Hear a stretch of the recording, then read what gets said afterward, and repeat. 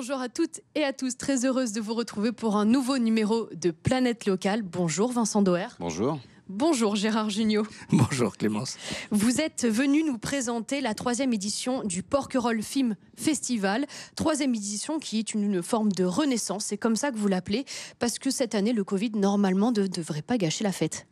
Alors c'est sûr, normalement le Covid, j'espère, ne sera pas là. C'est effectivement un peu une année 1, parce qu'on a fait 2 années 0. C'est un très jeune festival qui aura lieu donc du mercredi 8 juin au dimanche 12 juin prochain. On va reparler de toute cette programmation. Gérard Jugnot, vous êtes le parrain du festival film de Porquerolles, un festival engagé. Cette année, il met en lumière les mers, les océans menacés et impactés dès aujourd'hui par le réchauffement climatique. C'est une cause qui vous touche, qui vous tient à cœur? Ah oui, bien sûr, je pense que ça devrait tenir à cœur à tout le monde. Moi, j'ai eu la chance de vivre beaucoup ici dans cette région depuis 30 ans et de passer mon temps à ramasser des sacs plastiques ou des mégots dès que je peux.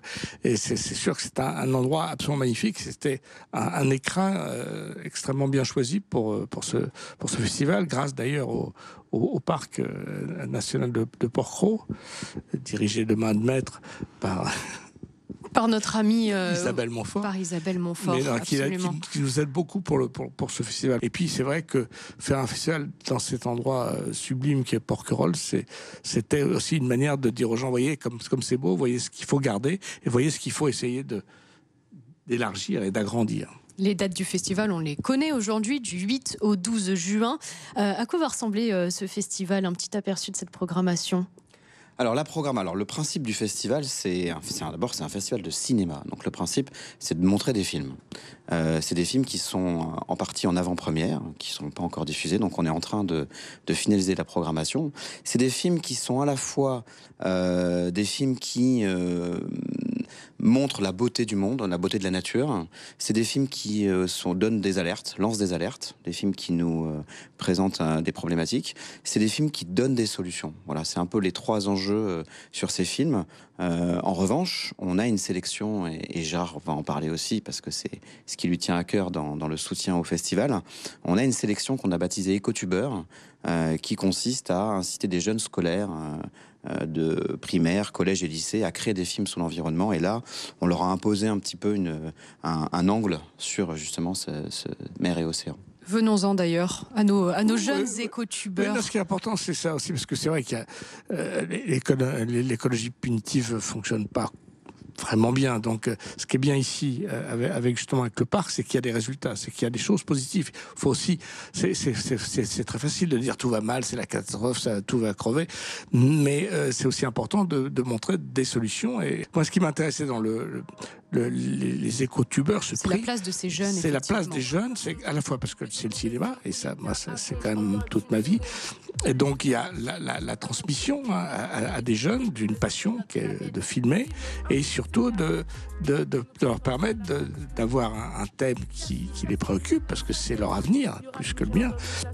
Et donc de matcher à la fois le sens de les faire devenir comédien, metteur en scène, auteur, monteur. Ces écotubeurs vont devoir réaliser ils font tout un clip, une musique, un mini-film, encadré, bien sûr, oui. Et surtout souvent de fiction.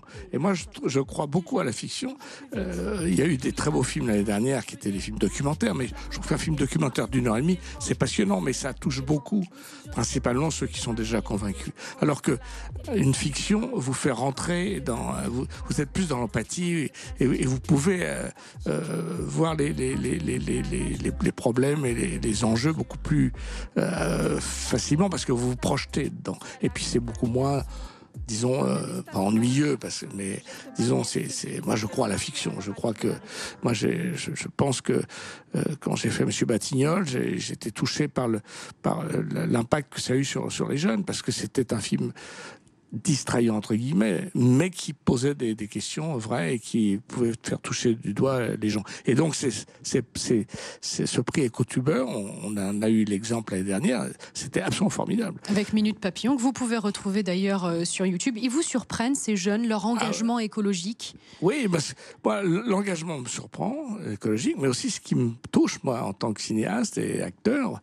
c'est l'engagement artistique. Parce que ça c'est vraiment épatant, et je trouve que ça passe par une notion. Ça, je crois que la comédie ou le cinéma, c'est souvent prendre des matières brutes assez laides, assez angoissantes. La comédie, c'est que ça, hein, c'est du drame. Mais vous le transformez en plaisir, ou en œuvre d'art, ou en poésie. C'est ce qu'ils font, ces jeunes. Et c'est ce qu'ils font. Et c'est épatant. Minute Papillon, c'est un clip super.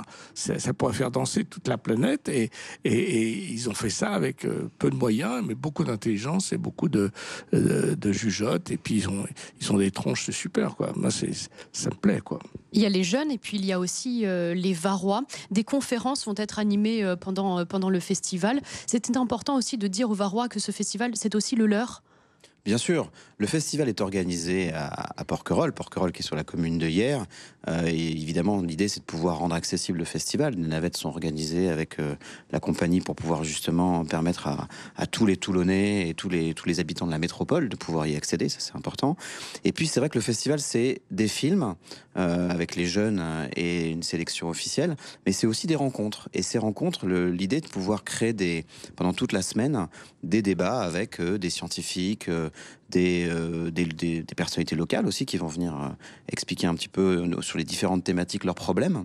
Et c'est indispensable de pouvoir justement créer ces rendez-vous à la fois avec les Varois, mais aussi des personnalités du cinéma et de l'environnement. Juste pour noter que Porquerolles, c'est aussi a une histoire du cinéma. C'est vrai que ce film emblématique, Pierrot le Fou, qui est un peu un ovni du cinéma, hein, fait par Godard dans la Nouvelle Vague, et a été tourné majoritairement sur l'île, avec évidemment Belmondo et Anna Karina, qui tous les deux sont disparus récemment.